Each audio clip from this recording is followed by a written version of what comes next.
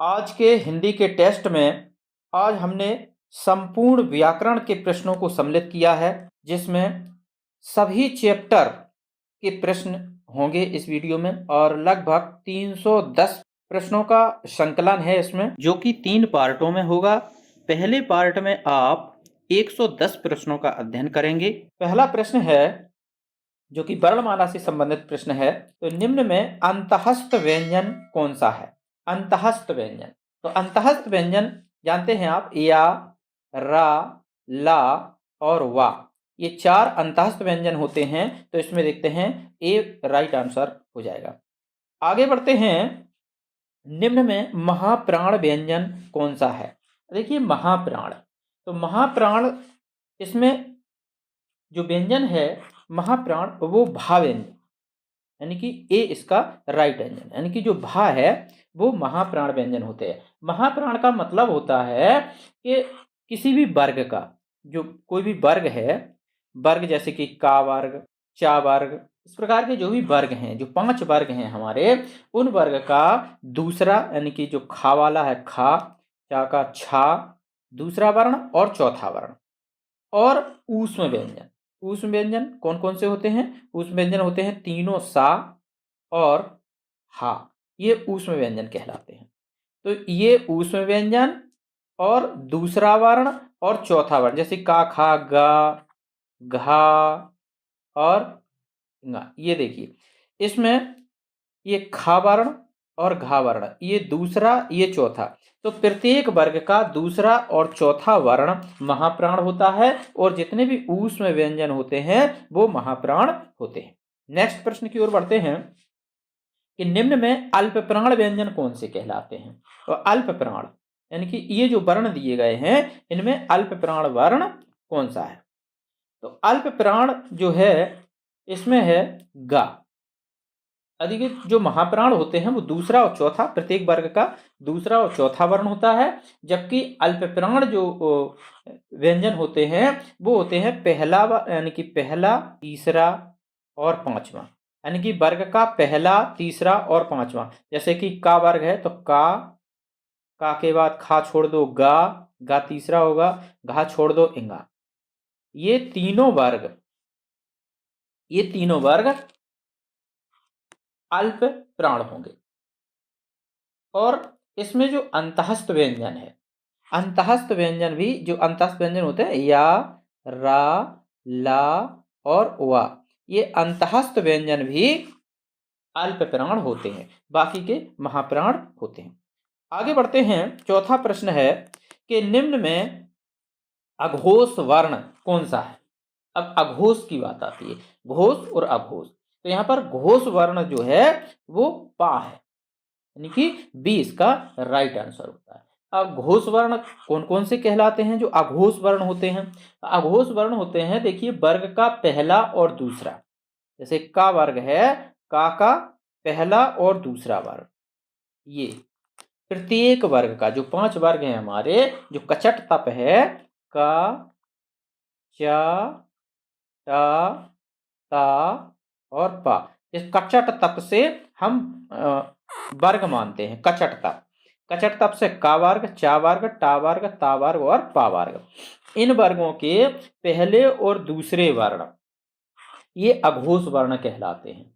और तीनों सा अघोष वर्ण कहलाते हैं। कौन कौन से सा? एक तो सीटी वाला सा, ये पा वाला सा और रा वाला सा, ये तीनों सा अघोष वर्ण कहलाते हैं, और प्रत्येक वर्ग का पहला और दूसरा वर्ण अघोष कहलाता है।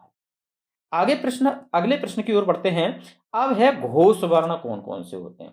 घोष वर्ण जिनमें झनकार पैदा हो, मतलब घर्षण हो, घोष वर्ण वे होते हैं जिनमें वायु घसटती हुई आगे बढ़ती है, उनको घोष वर्ण कहते हैं। अब जिनमें गूंज गूंज उत्पन्न हो, है ना, तो इसका जो राइट आंसर है, जो घोष वर्ण इसमें है वो है जा। अब घोष वर्ण होता कौन कौन सा है? देखिए प्रत्येक वर्ग का तीसरा, चौथा और पांचवा, देखिए पहला और दूसरा तो अघोष वर्ण हो गए, और तीसरा तीसरा चौथा और पांचवा वर्ण, तीसरा चौथा और पांचवा वर्ण, ये वर्ण घोष वर्ण कहलाते हैं। अब तीसरा चौथा वर्ण कौन सा होगा? जैसे का, खा पहला दूसरा हो गए, और गा, घा और इंगा। का, खा, घा और इंगा, ये 3 वर्ण, यानी कि पहला, दूसरा अघोष वर्ण, तीसरा, चौथा और पांचवा घोष वर्ण। और सभी स्वर, जितने भी स्वर हैं, स्वर कितने हैं? 11 स्वर हैं, तो सभी स्वर काय में आ जाएंगे? वो घोष वर्ण में आ जाएंगे। और अंतःस्थ वर्ण, अंतःस्थ वर्ण का मतलब या, रा, ला और उआ, ये अंतःस्थ वर्ण, ये भी घोष में आ जाएंगे। इसके बाद हा जो है, हा भी हमारा घोष वर्ण के अंतर्गत आ जाता है। आगे बढ़ते हैं अगले प्रश्न में कि निम्न में ओष्ठ वर्ण कौन सा है? ओष्ठ वर्ण यानी कि जिनका उच्चारण ओष्ठ से होता है, तो वो वर्ण होता है उ। उ और ई कौन सा है? उ तो हो गया ओष्ठ वर्ण, इसका उच्चारण स्थान ओष्ठ है। और ई है तालु से, इसका उच्चारण स्थान तालु होता है। और ये आ है कंठ वर्ण, इसका उच्चारण स्थान कंठ होता है, क्योंकि आ और आ दोनों कंठ से हैं, ई तालु से है, और उ है ओष्ठ वर्ण कहलाता है। आगे बढ़ते हैं अगला प्रश्न कि वर्ण तालिका के अनुसार ह्रस्व, दीर्घ और प्लुत क्या है? ह्रस्व, दीर्घ और प्लुत ये क्या है? तो ये जो है, ये स्वर की श्रेणी में आते हैं, तो इसका राइट आंसर सी हो जाएगा। आगे बढ़ते हैं अगला प्रश्न है कि लिखित भाषा में मूल ध्वनि के लिए जो चिन्ह मान लिए गए हैं, जिस रूप में ये लिखे जाते हैं, उसे कहते हैं, उसे क्या कहते हैं? तो उस देखिए, जो भी चिन्ह होते हैं, जो ध्वनि होती हैं, जो हम मूल ध्वनियां होती हैं हमारी भाषा की, तो लिखित भाषा में जो मूल ध्वनि जिन चिन्हों के रूप में प्रयोग की जाती हैं, उन्हें हम लिपि बोलते हैं। लिखने के लिए जिन चिन्हों का प्रयोग करते हैं, उसे लिपि बोलते हैं, इसलिए इसका राइट आंसर ए हो जाएगा। आगे अगले प्रश्न की ओर बढ़ते हैं कि दो व्यंजन जब एक साथ मिलते हैं तो वे क्या कहलाते हैं? जब दो व्यंजन एक साथ मिलते हैं तो उन्हें हम संयुक्त व्यंजन कहते हैं, और ये संयुक्त व्यंजन 4 होते हैं। अभी 4 कौन कौन से होते हैं? एक तो होता है छ, एक होता है त्रा, एक होता है ज्ञा और एक होता है स्रा। ये 4 संयुक्त व्यंजन होते हैं।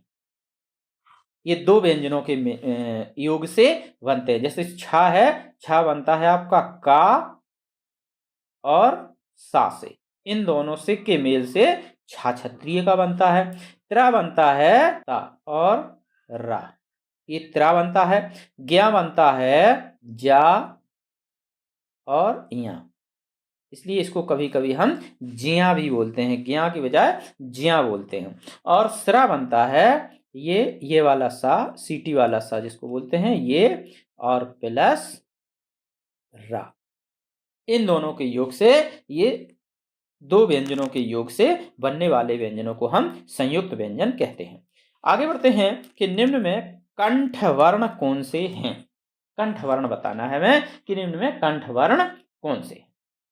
तो कंठ वर्ण होते हैं, आ वर्ण होते हैं। अब कंठ वर्ण कौन कौन से होते हैं? देखो, एक तो होता है आ, दूसरा होता है का वर्ग के जितने भी वर्ण हैं, का, खा, गा, घा, ये सभी कंठ वर्ण कहलाते हैं। ठीक। और हा भी कंठ वर्ण है। और विसर्ग, विसर्ग मतलब ये वाला जो आहा होता है, ये आहा, ये भी कंठ वर्ण होता है। आगे बढ़ते हैं कि निम्न में दीर्घ स्वर कौन सा है? दीर्घ स्वर, तो दीर्घ स्वर इसमें है ये वाला दीर्घ स्वर। अब आप ये सोचेंगे कि ए, आए और ओ, ये भी तो दीर्घ स्वर हैं। जी हाँ, ये दीर्घ स्वर तो हैं, लेकिन ये संयुक्त स्वर भी हैं। ये संयुक्त स्वर भी कहे जाते हैं, इन्हें हम संयुक्त स्वर कहते हैं। ये दीर्घ स्वर तो हैं, लेकिन ये संयुक्त स्वर भी हैं। यदि यहाँ पे पूछा जाए, ये साथ में दिए जा रहे हैं और दीर्घ स्वर पूछा जा रहा है, तो इसका मतलब इसका राइट आंसर ए होगा, ए दीर्घ स्वर होगा। ए दीर्घ स्वर होगा, बाकी के तीनों संयुक्त स्वर की श्रेणी में आएंगे। अब ये संयुक्त स्वर बनते कैसे हैं? ये दो स्वरों के मेल से बनते हैं। देखिए दो स्वरों के मेल से कैसे बनेंगे? जैसे ये ए है तो ये ए है, ये बनेगा आपका आ प्लस ई के योग से बनता है। आए बनता है आ प्लस ए, इसके योग से आई बनता है। और इसी प्रकार से ओ को यदि हम देखें तो ओ बनता है आ और ऊ के योग से, इन दोनों के योग से ओ बनता है। और एक और संयुक्त स्वर होता है आओ, आओ भी होता है संयुक्त स्वर, आओ भी संयुक्त स्वर होता है, जो कि ये जो बनता है वो दो स्वरों के मेल से बनता है। और वो स्वर होते हैं दो, एक तो होता है आ और दूसरा होता है ओ, इनके योग से ये बनता है। चलिए आगे बढ़ते हैं। ऊष्म व्यंजन कौन कौन से होते हैं? ऊष्म व्यंजन, ऊष्म व्यंजन वे व्यंजन होते हैं जिनके उच्चारण में हमारे मुख से वायु का निष्कासन जो होता है वो गर्म वायु यानी कि घर्षण के साथ जो गर्म वायु का निष्कासन होता है उसे हम ऊष्म व्यंजन कहते हैं। ऊष्म व्यंजन इसमें है हा, डी इसका राइट आंसर है। अब ऊष्म व्यंजन हा के अलावा और होते कौन कौन से हैं? हा के अलावा ऊष्म व्यंजन होते हैं तीनों सा, तीनों सा, तीनों सा भी ऊष्म व्यंजन कहलाते हैं। तीनों सा, एक ये वाला सा, फिर ये वाला सा और ये वाला सा, ये तीनों सा ऊष्म व्यंजन कहलाते हैं। अब मां को यदि देखें, मां कौन सा व्यंजन है? ये नासिक व्यंजन है, मां नासिक है, पंचमा अक्षर है, पंचम वर्ण इसको बोलते हैं, तो ये नासिक है, इसका उच्चारण स्थान नासिका है। और ला अंतहस्त व्यंजन है, अंतहस्त या स्पर्श व्यंजन है, ये स्पर्श व्यंजन की श्रेणी में आएगा। आगे बढ़ते हैं। अगला प्रश्न है कि निम्न में से कौन सा स्वर कंठ तालव्य है? कंठ तालव्य बताना है हमको, तो कंठ तालव्य वर्ण ए है, इसलिए इसका राइट आंसर ए हो जाएगा। ओ कौन सा है? ओ है कंठोष्ठ, इसको हम कंठोष्ठ वर्ण होते हैं, यानी कि कंठ और ओष्ठ के, यानी कि कंठ प्लस ओष्ठ, कंठोष्ठ बोलते हैं इसको, कंठोष्ठ, कंठोष्ठ वर्ण कहलाता है। कंठ और ओष्ठ इसका उच्चारण स्थान होता है।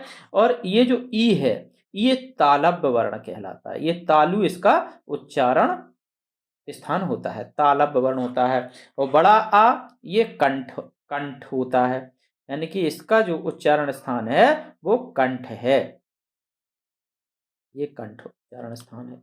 चलिए आगे बढ़ते हैं कि जिन स्वरों के उच्चारण में नाक से हवा निकलती है उन्हें क्या कहते हैं? तो नाक से हवा निकलने वालों को अनुनासिक स्वर बोलते हैं, यानी कि डी इसका राइट आंसर है। और ये जो अनुनासिक होते हैं ये चंद्र बिंदु को अनुनासिक कहते हैं। जैसे कोई शब्द जैसे लिखना है, मान लो हमने आंख लिख दिया तो आंख ऐसा लिखा जाएगा, आंख। ऊंट, ऊंट, ये चंद्र बिंदु का प्रयोग हो रहा है, यानी कि अनुनासिक का प्रयोग हो रहा। चांद लिखना हो तब भी ये ऐसा लिखा जाएगा, चांद। तो चंद्र बिंदु को ही हम अनुनासिक बोलते हैं। आगे बढ़ते हैं। अनुस्वार किसका कार्य करता है? अनुस्वार किसका कार्य करता है? तो अनुस्वार पंचम वर्ण का कार्य करता है। अब पंचम वर्ण कौन कौन से होते हैं? देखिए प्रत्येक वर्ग का जो पांचवा वर्ण होता है उसको हम पंचम वर्ण बोलते हैं। जैसे कि इंगा हो गया, इया हो गया, अड़ा हो गया, और इसके बाद ना हो गया, और अंत में मां हो गया। ये सभी वर्ण पंचम वर्ण कहलाते हैं, जो कि प्रत्येक वर्ग का पांचवा वर्ण होते हैं। आगे है कि निम्नलिखित में से पार्श्विक ध्वनि कौन सी होती है? पार्श्विक ध्वनि, तो पार्श्विक ध्वनि इसमें ला है, ला पार्श्विक ध्वनि कहलाती है। और पार्श्विक का अर्थ होता है जीव के अगल बगल का भाग।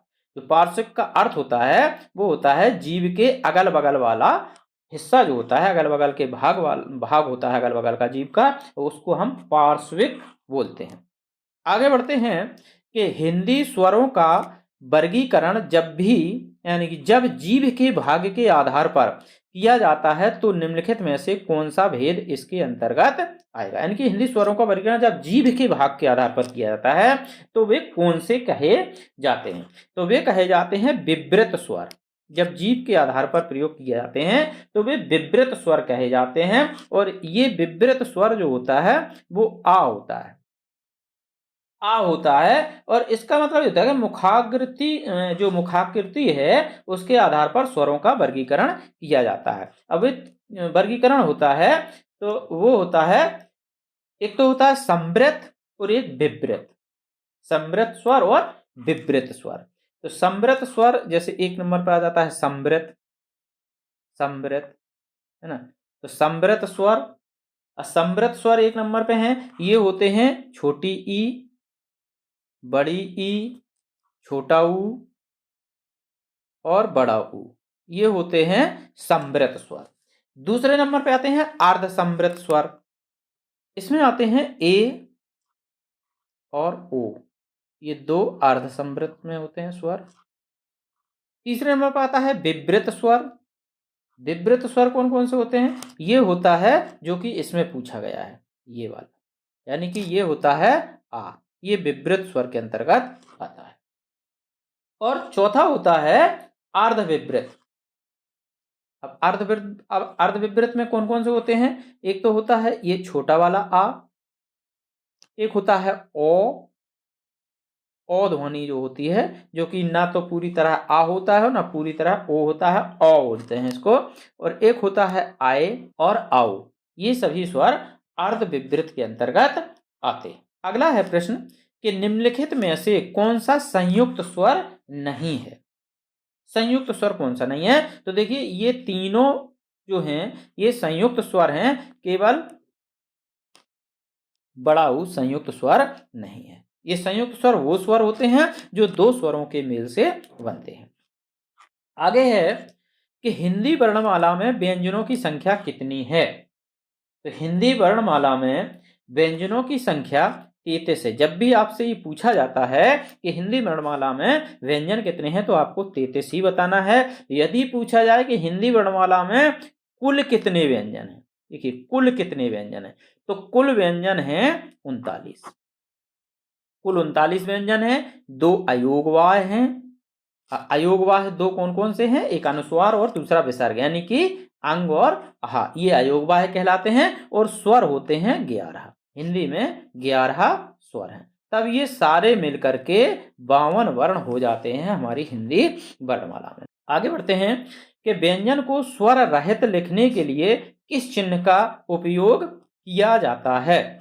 व्यंजन को स्वर रहित लिखने के लिए किस चिन्ह का प्रयोग किया जाता है, हलंत का, अनुस्वार का, स्वर का, अनुनासिक का। तो इसमें जो प्रयोग किया जाता है वो हलंत का प्रयोग किया जाता है। कोई भी व्यंजन है उसमें यदि हम ऐसा लिख देंगे तो अभी इसमें स्वर है, ये स्वर सहित है, ये स्वर सहित है। और यदि हम इसको यूं लिख देंगे, ऐसा लिख देंगे, तो ये स्वर रहित हो जाएगा, क्योंकि इसका स्वर ये बाहर निकल गया, इसका स्वर बाहर निकल गया। तो ये स्वर रहित हो गया, ये स्वर सहित हो गया। आगे बढ़ते हैं, भाषा की मूल इकाई क्या है। भाषा की मूल इकाई क्या होती है, तो भाषा की मूल इकाई ध्वनि होती है। लघुत्तम इकाई, यदि लघुत्तम इकाई की बात की जाए कि भाषा की लघुत्तम इकाई क्या है, तो लघुत्तम इकाई होती है वर्ण। सबसे छोटी इकाई भाषा की वर्ण होती है। मूल इकाई ध्वनि होती है। और यदि पूछा जाए कि सार्थक लघुत्तम इकाई क्या होती है, अब यदि इसी में सार्थक शब्द जोड़ दिया जाए कि सार्थक लघुत्तम इकाई क्या होती है, तो वो होती है शब्द। सार्थक लघुत्तम इकाई शब्द होती है, वर्ण नहीं होती है। यानी कि जो भाषा की मूल इकाई ध्वनि, लघुत्तम इकाई वर्ण और सार्थक लघुत्तम इकाई शब्द होती है। आगे बढ़ते हैं, अर्ध स्वर है। अर्ध स्वर कौन सा है, तो इसमें देखिए अर्ध स्वर जो हैं वो या और वा दोनों को माना गया है, इनको कहा जाता है कि ये अर्ध स्वर हैं। आगे बढ़ते हैं, हिंदी वर्णमाला में स्वरों की कुल कितनी संख्या है? स्वरों की कुल कितनी संख्या है हिंदी वर्णमाला में? तो स्वर होते हैं 11 हमारी हिंदी वर्णमाला। अच्छा, डॉक्टर भोलानाथ तिवारी ने स्वरों को 10 माना है। भोलानाथ तिवारी के अनुसार स्वर 10 माने गए हैं, और ये री होता है, वैसे ये स्वरों की श्रेणी में है, लेकिन भोलानाथ तिवारी इसको स्वर नहीं मानते। भोलानाथ तिवारी कहते हैं कि स्वर 10 हैं और री कोई स्वर नहीं है। जबकि संस्कृत में देखा जाए तो स्वर 9 होते हैं। संस्कृत में स्वर 9 होते हैं। अब 9 स्वर उसमें क्या होते हैं देखिए, आ से लेकर के आ, 9 कौन कौन से होते हैं संस्कृत में? आ, ई, उ, आ, ई, उ, और री, और एक संस्कृत में होता है लर। ये हिंदी में प्रयोग नहीं किया जाता, ये संस्कृत में स्वरों में ये आता है। उसके बाद ए आए, संस्कृत के स्वर हैं ये, ए आए और ओ आओ। तो इस प्रकार से 9 स्वर हो जाते हैं संस्कृत में। जबकि हिंदी में लिरा को विलुप्त स्वर माना जाता है, यानी कि जो लिरा है हिंदी में इसको विलुप्त मानते हैं, इसमें हिंदी में इसको नहीं गिना जाता है। चलिए आगे बढ़ते हैं, अर्धविराम का चिन्ह कौन सा माना जाता है? अर्धविराम का कौन सा चिन्ह माना जाता है? ये कुछ चिन्ह दिए गए हैं, विराम चिन्हों से संबंधित आगे प्रश्न मिलेंगे आपको। तो ये जो चिन्ह दिए गए हैं इनमें आपको अर्धविराम का चिन्ह बताना है। तो देखिए, ये जो चिन्ह है अर्धविराम, तो अर्धविराम का चिन्ह ये वाला है, एक कोमा, और कोमा के ऊपर छोटी सी एक बिंदी रखी रहती है, उसे हम अर्धविराम बोलते हैं। अब अर्धविराम का मतलब ये होता है कि जैसे कोमा होता है, कोमा को बोलते हैं अल्पविराम। अल्पविराम में थोड़ा विराम होता है, यानी कि थोड़ा रुका जाता है, और एक होता है पूर्ण विराम। तो पूर्ण विराम का मतलब है पूरी तरह रुकना। तो थोड़े रुकने और पूरे रुकने के बीच में जो प्रयोग किया जाता है, यानी कि अल्प विराम से ज्यादा रुकना और पूर्ण विराम से थोड़ा कम रुकना, तो वहां पर लगाया जाता है ये अर्धविराम का चिन्ह, ये वाला चिन्ह। इसका मतलब है कि अल्प विराम से थोड़ा ज्यादा रुकना और पूर्ण विराम से थोड़ा कम रुकना। अगला प्रश्न है कि हंस पद विराम चिन्ह का प्रयोग होता है, यानी कि हंस पद जो होता है उस विराम चिन्ह का प्रयोग कहाँ होता है? तो देखिए, हंस पद का मतलब ये होता है कि जहां पर लिखने में अक्षर छूटने पर या संकेत देने के लिए हंस पद का प्रयोग किया जाता है, और इसका चिन्ह यूं होता है, जैसे कोई शब्द हम यहाँ पे लिखते जा रहे हैं, कोई बात लिख रहे हैं और लिखने में कोई चीज छूट गई तो हम और आगे बढ़ गए, तो वो छूटने के लिए हम यहाँ पर ऐसा चिन्ह लगा देते हैं। यहाँ पर ऐसा चिन्ह लगा दिया और यहाँ पर छूटी हुई बात लिख दी। इसको यूं समझें, हंस पद का प्रयोग जैसे मैं जाऊंगा, ये लिख दिया मैंने। अब मैं ये भूल गया कि मैं कहाँ जाऊंगा, ये लिखना भूल गया कि मुझे जाना कहाँ है, मैं जाऊंगा। तो अब यहाँ पर मैं आगरा लिखना भूल गया, मान लो मैं आगरा जाऊंगा, मैंने ये लिख दिया कि मैं जाऊंगा और आगरा भूल गया, मन में तो था लेकिन लिख नहीं पाया। तो आगरा ऐसा चिन्ह लगाने के बाद और आगरा इसको हम ऊपर ऐसा लिख देते हैं, ये होता है हंस पद, जिसको हम त्रुटि विराम भी बोलते हैं। त्रुटि विराम के नाम से भी जाना जाता है, त्रुटि बोधक चिन्ह के रूप में भी इसका नाम बोलते हैं, और विस्मरण, त्रुटि बोधक और विस्मरण चिन्ह भी बोलते हैं इसको, विस्मरण चिन्ह, ये भी इसका नाम है, विस्मरण चिन्ह। चलिए आगे बढ़ते हैं कि लेन देन, विरह मिलन, जड़ चेतन आदि शब्द युग्मों के बीच किस विराम चिन्ह का प्रयोग किया जाता है? लेन देन, विरह मिलन, जड़ चेतन, ऐसे कुछ शब्द युग्म हैं, उनके बीच में कौन सा विराम चिन्ह का प्रयोग करना होता है? तो वो होता है योजक चिन्ह। योजक चिन्ह जिसको हम अंग्रेजी में डैश बोलते हैं, ये ज्यादातर विलोम शब्दों में प्रयोग किया जाता है। समानार्थी शब्द आ रहे हैं, पुनरुक्ति शब्द जो आते हैं, जैसे दिन दिन इनमें लगा दिया, दिन रात, इसको हम सामासिक चिन्ह भी बोलते हैं, यानी कि डैश को सामासिक चिन्ह भी बोला जाता है। आगे बढ़ते हैं, दो विपरीत शब्दों के बीच कौन सा विराम चिन्ह का प्रयोग किया जाता है? तो दो विपरीत शब्द, जैसे कि हमने बताया विपरीत माने होता है विलोम शब्द, विरुद्धार्थी शब्द, यानी कि विपरीत अर्थ देने वाले शब्द, तो वहां पर योजक चिन्ह का प्रयोग किया जाता है, योजक चिन्ह लगाया जाता है। आगे बढ़ते हैं कि सामासिक पदों पुनरुक्त युग्म शब्दों के मध्य प्रयोग किया जाता है, यानी जो सामासिक पद होते हैं उनमें भी कौन सा चिन्ह प्रयोग किया जाता है? तो उसमें भी योजक चिन्ह का प्रयोग किया जाता है। आगे बढ़ते हैं अगले प्रश्न की ओर। अगला प्रश्न दिया हुआ है कि जानकारी, सूचना, निर्देश आदि को दर्शाने के लिए किस चिन्ह का प्रयोग किया जाता है? तो इसमें किया जाता है विवरण चिन्ह का प्रयोग। अब विवरण चिन्ह होता कैसा है? देखिए, एक ये बिंदी और बीच में ये निर्देशक चिन्ह लगा देते हैं, तो इसको हम बोलते हैं योजक चिन्ह, जो कि कोई जानकारी देना हो, कोई सूचना देना हो, किसी को निर्देश देना हो, तो उसके पहले कोई हेडिंग है और उस हेडिंग के यानी कि मुख्य बिंदु है, उसके बाद ये चिन्ह लगा देते हैं। इसका मतलब इसको बोलते हैं हम विवरण चिन्ह, यानी कि किसी भी शब्द का या वाक्य का आगे विवरण देना है तो वो चिन्ह ये वाला लगा देते हैं और उसके बाद उसका विवरण प्रस्तुत कर देते हैं। आगे है किसी अक्षर या शब्द पर विशेष बल देने के लिए किस चिन्ह का प्रयोग किया जाता है? कोई अक्षर हो, कोई शब्द हो जो खास यानी कि जो मुख्य रूप से उसको दिखाना हो, तो उसके लिए हम किस चिन्ह का प्रयोग करते हैं? तो उसके लिए करते हैं इकहरा उद्धरण चिन्ह, जिसको हम इन्वर्टेड कोमा इंग्लिश में बोलते हैं इकहरा उद्धरण चिन्ह। और ये ऐसा होता है, एक ये और यहाँ, इसके बीच में कोई बात या शब्द, कोई शब्द या अक्षर या कोई वाक्य लिखते हैं जिसको हमें ज्यादा उजागर करना है, तो उसको हम इस चिन्ह का प्रयोग करते हैं जिसको हम बोलते हैं इकहरा उद्धरण चिन्ह। और यदि दोहरा उद्धरण चिन्ह लगा देंगे तो वो कहलाता है, दोहरे उद्धरण चिन्ह को हम बोलते हैं डबल इन्वर्टेड कोमा। चलिए आगे बढ़ते हैं कि उसने मुझसे कहा मैंने आज एक मशीन खरीदी है। उक्त वार्तालाप में किस विराम चिन्ह की कमी या त्रुटि है?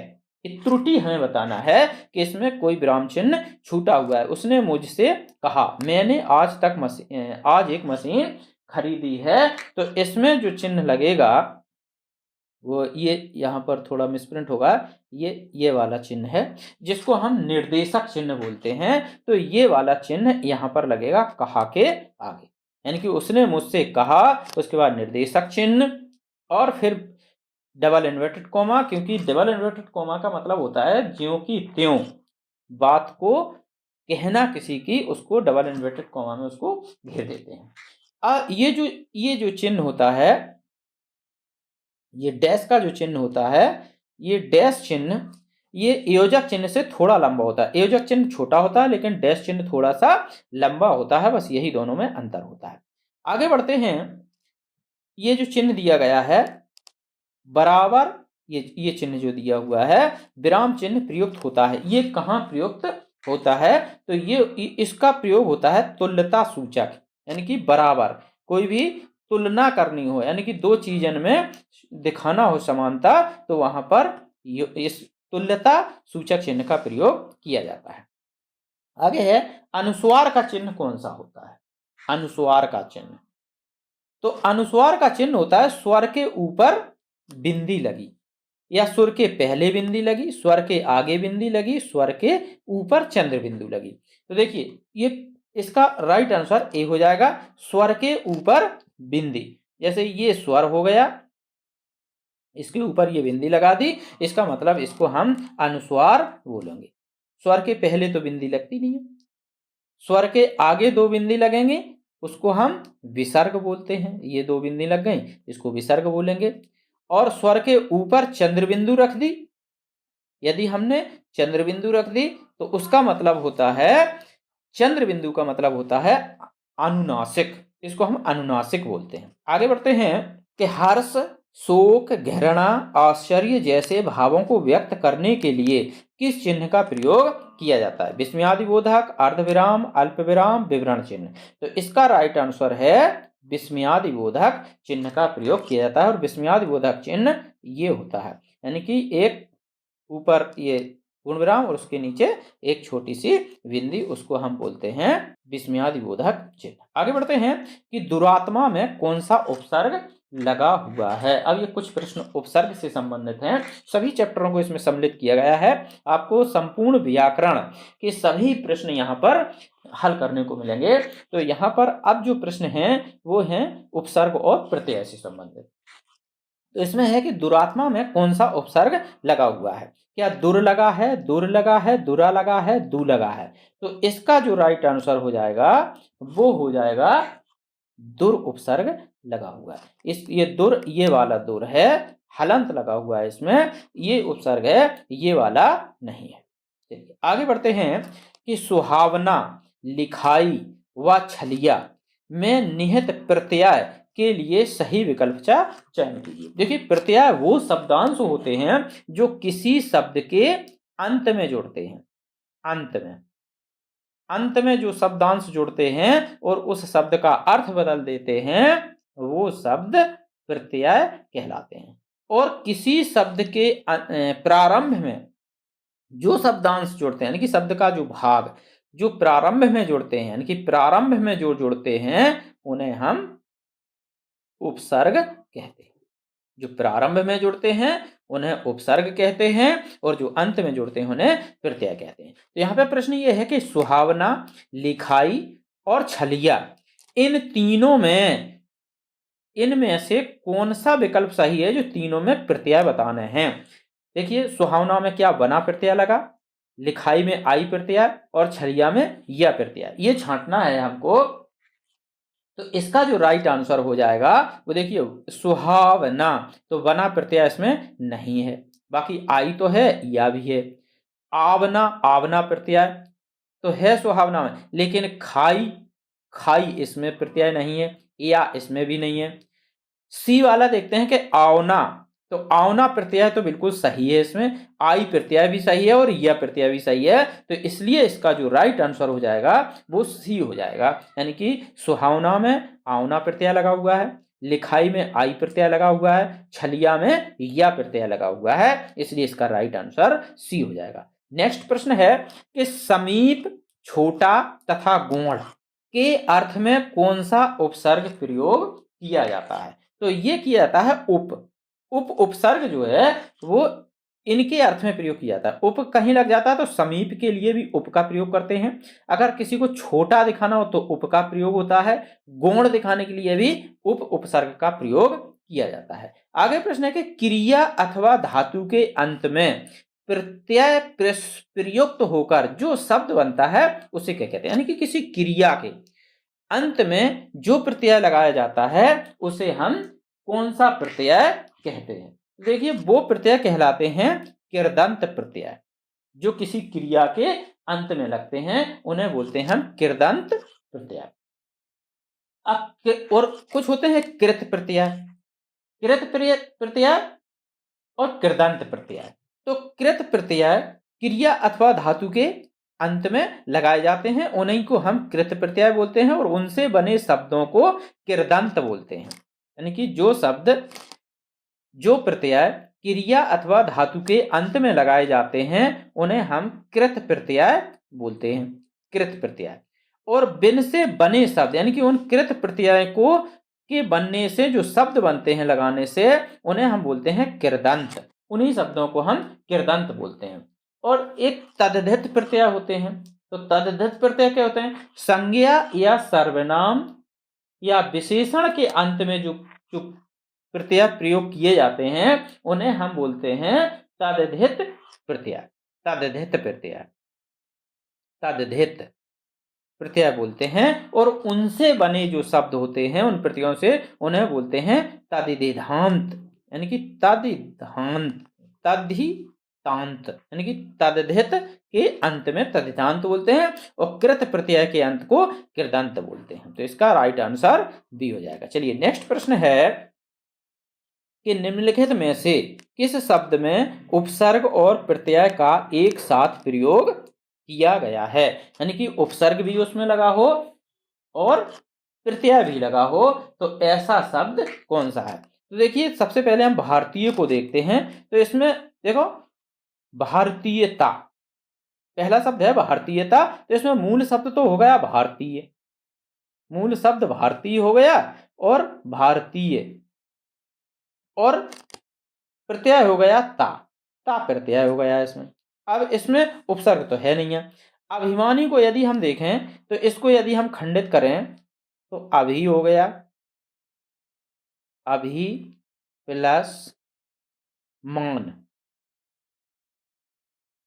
और प्लस अभिमानी और आनी, ये आनी हो गया। अब यहां पे देखिए अभिमान और आनी, तो ये देखिए ये है उपसर्ग, ये उपसर्ग हो गया, ये मूल शब्द हो गया, ये मूल शब्द हो गया और ये प्रत्यय हो गया। तो ऐसा शब्द जिसमें उपसर्ग भी लगा हुआ है और प्रत्यय भी लगा हुआ है वो है अभिमानी शब्द, जबकि हिस्सेदार में नहीं है और कृपालुता में भी नहीं है। तो बी इसका राइट आंसर हो जाएगा। नेक्स्ट प्रश्न की ओर बढ़ते हैं कि उपसर्ग वह शब्दांश होते हैं जो शब्द में कहीं भी जुड़ जाते हैं, किसी शब्द के प्रारंभ में जुड़ता है, किसी शब्द के बाद में जुड़ता है, किसी शब्द के मध्य में जुड़ता है। तो देखिए उपसर्ग हमने बताया है कि उपसर्ग वे शब्दांश होते हैं जो किसी शब्द के प्रारंभ में जुड़ते हैं, और प्रत्यय वे शब्दांश होते हैं जो किसी शब्द के बाद में या अंत में जुड़ते हैं, वो होते हैं प्रत्यय। उनको हम प्रत्यय बोलते हैं और उपसर्ग को बोलते हैं किसी शब्द के प्रारंभ में जुड़ते हैं। आगे बढ़ते हैं कि सुमित्रा में प्रत्यय है, सुमित्रा में कौन सा प्रत्यय लगा हुआ है। तो सुमित्रा में देखिए इत्रा प्रत्यय नहीं लगा, त्रा प्रत्यय नहीं लगा, आ प्रत्यय नहीं लगा, ये वाला प्रत्यय लगा है, यानी कि बड़ा आ सुमित्रा में ये प्रत्यय है। आगे बढ़ते हैं कि अलंकार में किस उपसर्ग का प्रयोग है। क्या अलन, क्या अल, क्या अल या अलम। इसका राइट आंसर है डी अलम। अलंकार में अलम उपसर्ग लगा हुआ है। यदि इसका हम संधि विच्छेद करेंगे तो ये हो जाएगा अलम धन कार, यानी कि इसको अलग अलग करेंगे तो अलम धनकार होगा, इसलिए अलंकार में अलम उपसर्ग लगा हुआ है। आगे बढ़ते हैं कि वह साहित्य जिसमें गद्य और पद्य दोनों मिश्रित हों के लिए सार्थक शब्द क्या हो गया, क्या होगा, उसको हम कौन सा काव्य कहेंगे जिसमें गद्य भी हो और पद्य हो। गद्य रचनाएं वे रचनाएं होती हैं जैसे कि कहानी, उपन्यास, नाटक, एकांकी, ये कहानी टाइप की होती हैं, उनको हम गद्य रचनाएं कहते हैं जिनमें लय तुक नहीं होता है। और पद्य रचनाएं वे होती हैं जैसे कि कविता, दोहा, सोरठा, चौपाई, ये सभी जिसको गेय छंद बोलते हैं और वो पद्य रचनाएं होती हैं। लेकिन किसी किसी रचनाओं में दोनों का समावेश हो तो उसे हम बोलते हैं चंपू काव्य बोलते हैं, उसको चंपू के नाम से वो जाना जाता है। तो बी इसका राइट आंसर हो जाएगा। अगला प्रश्न है कि गमला और आलपीन किस भाषा के शब्द हैं। ये गमला और आलपीन कौन सी भाषा से लिए गए शब्द हैं। तो ये जो शब्द लिए गए हैं ये पुर्तगाली भाषा के शब्द हैं दोनों, गमला और आलपीन ये पुर्तगाली भाषा के शब्द। आगे बढ़ते हैं कि निम्नलिखित में से कौन सा शब्द देशज है, देशज शब्द। तो इनमें से जो देशज शब्द है वो है धड़ाम, धड़ाम शब्द है। और यदि लाश शब्द की बात करें तो ये तुर्की भाषा का शब्द है, तुर्की भाषा का शब्द है लाश। और यदि किताब की बात करें तो किताब है ये अरबी भाषा का शब्द, किताब अरबी भाषा का शब्द है। और पतलून की यदि बात करते हैं तो पतलून शब्द फारसी भाषा से लिया गया है जो कि हिंदी में प्रयोग किया जाता है। हमारी हिंदी में बहुत से विदेशी भाषाओं के शब्द बड़े आराम से फिट बैठ गए हैं और उनको हिंदी में धड़ल्ले से प्रयोग किया जाता है। बहुत सी भाषाओं के प्रयोग किए जाते हैं तो जो कि हिंदी भाषा में आए हुए हैं अन्य भाषाओं से। चलिए आगे बढ़ते हैं कि संकर शब्द किसे कहते हैं। संकर शब्द, संकर शब्द का मतलब होता है मिक्सचर, मिलावटी। इसका मतलब क्या होता है? क्या ग्रामीण भाषा के शब्द, क्या संस्कृत भाषा के शब्द, क्या ग्रामीण व संस्कृत भाषा के कुछ विशेष शब्द, या दो भाषा के शब्दों से मिलकर शब्द। मैंने कहा ना, संकर का मतलब होता है मिला हुआ, मिलावटी। यानी कि मिलावटी का मतलब है जब दो अलग अलग भाषाओं के शब्दों को मिला दिया जाता है तो उन्हें हम संकर शब्द कहते हैं। जैसे कि मान लो एक हम शब्द ले लें, रेलगाड़ी। अब रेलगाड़ी शब्द ये संकर शब्द है, क्योंकि रेल जो शब्द है वो अंग्रेजी भाषा का शब्द है, जो कि एक विदेशी भाषा है। ये अंग्रेजी भाषा का शब्द है। गाड़ी हिंदी भाषा का शब्द है, गाड़ी हिंदी का है। ये दोनों भाषाओं से मिलकर के बना रेलगाड़ी, इसलिए इस शब्द को हम संकर शब्द कहेंगे। यानी कि ऐसे शब्द जो दो अलग अलग भाषाओं के मेल से बनते हैं उन्हें हम संकर शब्द कहते हैं। आगे बढ़ते हैं कि निम्नलिखित में से योगरूढ़ शब्द को चुनिए। योगरूढ़ शब्द चुनना है हमें। तो योगरूढ़ शब्द वे शब्द होते हैं जो कि बहुब्रीहि समास वाले शब्द। आपने बहुब्रीहि समास यदि पढ़ा हो तो बहुब्रीहि समास में जितने भी शब्द होते हैं, बहुब्रीहि समास के उदाहरण, वे सभी योगरूढ़ शब्द होते हैं। अब योगरूढ़ का मतलब क्या होता है कि योगरूढ़ शब्द वे शब्द होते हैं जो अपना स्वयं का उनका कोई अस्तित्व नहीं होता, वो किसी अन्य अर्थ के लिए जाने जाते हैं। जैसे कि पीत, पीत माने तो होता है पीला, अपना खुद का इसका अर्थ है। दूध वाले का भी एक निश्चित अर्थ है, ये यौगिक शब्द के अंतर्गत आएगा, यौगिक शब्द बोलेंगे इसको, दूध वाला। नैन, ये भी अपने आप में ऋण शब्द है, पीत शब्द भी है।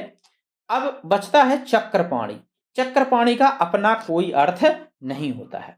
चक्रपाणी का मतलब होता है जिसके हाथ में चक्र है, अर्थात विष्णु। विष्णु के हाथ में चक्र होता है। ये चक्रपाणी किसी तीसरे पद की ओर संकेत करता है। इसलिए ऐसे शब्द जो स्वयं का अर्थ छोड़ करके किसी अन्य अर्थ की ओर संकेत करते हैं उन्हें हम योगरूढ़ शब्द कहते हैं। और सभी बहुब्रीहि समास योगरूढ़ शब्द होते हैं। यानी कि बहुब्रीहि समास के जितने भी शब्द हैं वो सभी योगरूढ़ शब्द होते हैं। आगे बढ़ते हैं। अगला प्रश्न है कि ध्वनि के अनुकरण के आधार पर जो शब्द निर्मित हो गए हैं और जिनकी व्युत्पत्ति अज्ञात है, और है यहाँ पर, और जिनकी व्युत्पत्ति अज्ञात है, ऐसे शब्दों को क्या कहते हैं? यानी कि ध्वनि के अनुकरण के आधार पर जो शब्द निर्मित हो गए हैं और जिनकी व्युत्पत्ति का पता नहीं है, यानी कि कैसे ये उत्पन्न हुए शब्द, उन शब्दों को हम क्या कहते हैं? तो उन शब्दों को हम देशज शब्द कहते हैं, जो अपने आप उत्पन्न हो जाते हैं। यानी कि किसी क्षेत्र विशेष से निर्मित होकर के इसी देश में, यानी उसी के देश के उसी में जन्म लिया और उन्हीं शब्दों को उन्हीं उसी के देश में प्रयोग किया जाता है, ऐसे शब्दों को हम देशज कहते हैं, जिनकी उत्पत्ति का कोई पता नहीं चलता। लिखा हुआ है कि ध्वनि के अनुकरण के आधार पर, यानी कि बोली, जैसे किसी क्षेत्र में कोई बोली बोले जाने लगी और वहां से उन शब्दों को उठा करके हिंदी में प्रयोग किया जाने लगा, लेकिन उनकी उत्पत्ति का कोई पता नहीं है। जैसे कि फटफटिया, ये शब्द हो गए फटफटिया, धड़ाधड़, इस प्रकार के जो शब्द हैं वे शब्द क्षेत्रीय विशेष की बोलियों से आए हैं और हिंदी में प्रयोग किए जाते हैं। ऐसे शब्दों को हम देशज शब्दों के नाम से जानते हैं। आगे बढ़ते हैं कि उत्पत्ति के आधार पर शब्दों के 4 भेद किए गए हैं। निम्नलिखित में से कौन सा भेद गलत है? उत्पत्ति के आधार पर 4 भेद बताए गए हैं। तो उत्पत्ति के आधार पर 4 भेद देखिए, एक तो है, सबसे पहला आता है तत्सम शब्द। तत्सम, तत्सम उत्पत्ति के आधार पर है। तद्भव उत्पत्ति के आधार पर है। विदेशज शब्द उत्पत्ति के आधार पर है। उसके बाद देशज शब्द भी आता है उत्पत्ति के आधार पर। और एक आता है संकर शब्द। ये उत्पत्ति के आधार पर शब्दों के भेद हैं, जबकि यौगिक ये शब्द उत्पत्ति के आधार पर नहीं है, ये रचना के आधार पर है। इसका प्रयोग होता है रचना के आधार पर। यौगिक शब्द, ऋण शब्द और योग ऋण शब्द, ये रचना के आधार पर शब्दों का वर्गीकरण किया गया है। जिसमें ये यौगिक शब्द आता है वो रचना के आधार पर है। बाकी ये तीनों ABC, ये तत्सम, तद्भव और विदेशी, ये शब्द उत्पत्ति के आधार पर प्रयोग किए जाते हैं। चलिए आगे बढ़ते हैं कि निम्नलिखित में ऋण शब्द कौन सा है? तो ऋण शब्द इसमें नाक है। ऋण शब्द का मतलब वो होता है कि जिनके सार्थक खंड ना किए जा सकें। जो शब्द ऋण होगा उसके सार्थक खंड नहीं किया जा सकता, जैसे कि ना का, जिसको हम तोड़ ना सकें, यानी कि तोड़ने पर कोई अर्थ ना निकले, वो शब्द ऋण शब्द कहलाता है। बाकी इन सभी को देखें, यौगिक शब्द है। दूध वाला, दूध का अर्थ अलग निकल रहा और बाला का अर्थ अलग निकल रहा। लंबोदर, ये योगऋण शब्द है। लंबा है उदर जिसका, अर्थात गणपति जी, गणेश। तो ये जो लंबोदर है ये योगऋण शब्द है। घुड़सवार यौगिक शब्द है, क्योंकि ये घुड़सवार यानी कि घोड़े के ऊपर सवार करने वाला। आगे बढ़ते हैं। अर्थ के आधार पर शब्द कितने प्रकार के होते हैं? तो अर्थ के आधार पर शब्द 6 प्रकार के होते हैं। अर्थ के आधार पर शब्द होते हैं 6 प्रकार। अब कौन कौन से होते हैं? देखिए, अर्थ के आधार पर एक तो होते हैं एकार्थक शब्द, जिनका केवल एक ही अर्थ होता है। एकार्थक शब्द, इनका एक ही अर्थ होता है। एक होता है अनेकार्थक शब्द, यानी कि एक शब्द के अनेक अर्थ होते हैं। अनेकार्थक शब्द हो गए। इसके बाद आता है समानार्थक शब्द, यानी कि एक शब्द के समान अर्थ देने वाले शब्द समानार्थक शब्द हो जाते हैं। और एक होते हैं भिन्नार्थक शब्द। भिन्नार्थक यानी कि भिन्न अर्थ देने वाले, जिन्हें हम भिन्नार्थक शब्द कहते हैं। एक होता है श्रुति सम भिन्नार्थक शब्द। श्रुति सम, श्रुति सम का मतलब होता है सुनने में एक जैसे होते हैं लेकिन उनके अर्थ भिन्न होते हैं। जैसे कि अंश, एक अंश ऐसा होता है और एक अंश ऐसा होता है। ये सुनने में एक जैसे हैं लेकिन इनके अर्थ दोनों के अलग अलग होते हैं। श्रुति सम भिन्नार्थक शब्द हो गए। उसके बाद आ गया अनेक शब्दों के लिए एक शब्द। अनेक शब्दों के लिए एक शब्द। ये सभी जो भेद हैं ये अर्थ के आधार पर शब्दों के भेद कहे जाते हैं। वैसे अर्थ के आधार पर 2 भेद भी होते हैं। मुख्य भेद 2 होते हैं। एक तो होते हैं सार्थक शब्द और निरर्थक शब्द, लेकिन वो सिर्फ शब्दों के भेद हैं। शब्दों के भेद केवल 2 ही होते हैं। शब्दों के भेद 2 भेद होते हैं, एक होता है सार्थक और दूसरा निरर्थक। अब सार्थक शब्द में बहुत सारे आ जाते हैं, निरर्थक शब्द के कोई भेद नहीं होते हैं। लेकिन यहाँ पे पूछा जा रहा है कि अर्थ के आधार पर शब्द कितने प्रकार के हैं? तो अर्थ के आधार पर शब्द 6 प्रकार के होते हैं। चलिए आगे बढ़ते हैं। रेलगाड़ी कैसा शब्द? तो रेलगाड़ी अभी पिछली स्लाइड में हमने बताया था कि जो 2 भाषाओं से मिलकर के शब्द बनता है उन्हें हम संकर शब्द कहते हैं। तो ये रेल अंग्रेजी शब्द है और गाड़ी हिंदी शब्द है, इसलिए ये जो शब्द है ये संकर शब्द है, रेलगाड़ी। आगे बढ़ते हैं कि निम्नलिखित में विकारी शब्द कौन सा है? विकारी शब्द। अब विकारी शब्द कौन से होते हैं? देखिए, विकारी शब्द वे शब्द होते हैं जिनका प्रयोग लिंग वचन कारक के अनुसार परिवर्तन हो सके, यानी कि जो परिवर्तनशील होते हैं उन्हें हम विकारी शब्द कहते हैं। और ये जो विकारी शब्द होते हैं ये 4 होते हैं। एक तो संज्ञा, सर्वनाम, क्रिया और विशेषण, ये विकारी शब्द कहलाते हैं। अब इनमें देख लिए, इनमें से कौन सा इसमें है जो विकारी शब्द की श्रेणी में आएगा? तो ये संज्ञा लड़का है, इसलिए इसमें जो विकारी शब्द होगा वो लड़का होगा। बाकी के ये सभी अविकारी शब्दों की श्रेणी में आएंगे। आगे बढ़ते हैं कि चारपाई कैसा शब्द है? चारपाई कैसा शब्द है? तो चारपाई योगरूढ़ शब्द है। अब आप कहेंगे योगरूढ़ शब्द कैसे है? तो चारपाई, 4 पाए हैं जिसके अर्थात खटिया। इसका अर्थ अन्य दूसरे की तरफ जाता है चारपाई। चारपाई का मतलब होता है कि जिसके 4 पैर हैं अर्थात खटिया। और चौपाया, चौपाया मतलब जिसके 4 पैर हो अथवा कोई भी जानवर। तो यहां पर जो चारपाई शब्द दिया है वो खटिया की ओर संकेत करता है, इसलिए ये चारपाई शब्द योग ऋण शब्द कहलाएगा। ऋण शब्द वे होते हैं जिनके हम सार्थक खंड ना कर सकें। यौगिक शब्द वे होते हैं जिनके हम 2 सार्थक खंड या 2 से अधिक सार्थक खंड कर सकते हैं। अगला प्रश्न है कि शब्द प्रकार के आधार पर मनुष्यता शब्दों का कौन सा भेद है? एक मनुष्यता जो शब्द यहाँ पर दिया हुआ है ये शब्द प्रकार के आधार पर किस प्रकार का शब्द है या कौन सा शब्द है, क्या जातिवाचक संज्ञा है, कि प्रेरणार्थक क्रिया है, गुणवाचक विशेषण है, या भाववाचक संज्ञा है? तो इसका जो राइट आंसर है वो हो जाएगा डी। ये जो मनुष्यता शब्द है ये भाववाचक संज्ञा के अंतर्गत आएगा। आगे है कि तन शब्द का लिंग निर्धारण कीजिए। तन शब्द का लिंग निर्धारण कीजिए। तो तन शब्द का जो लिंग होगा वो होगा पुल्लिंग शब्द, यानी कि जो तन शब्द है वो पुल्लिंग शब्द होगा। आगे है कि से, यानी कि अलगाव के लिए। अलगाव माने होता है अलग करने के लिए। तो जब अलग करने के लिए आता है तो वहां पर ये किस कारक की विभक्ति का बोधक है, यानी कि जो से अलग की स्थिति में होता है वो कौन सा कारक होता है? तो वो होता है अपादान कारक। जो ये विभक्ति है वो अपादान कारक है, यानी कि इसका जो विभक्ति चिन्ह होता है वो से होता है अपादान कारक का। अपादान कारक का मतलब होता है जिससे कोई अलग हो रहा हो, है ना। तो और अधिकरण क्या होता है?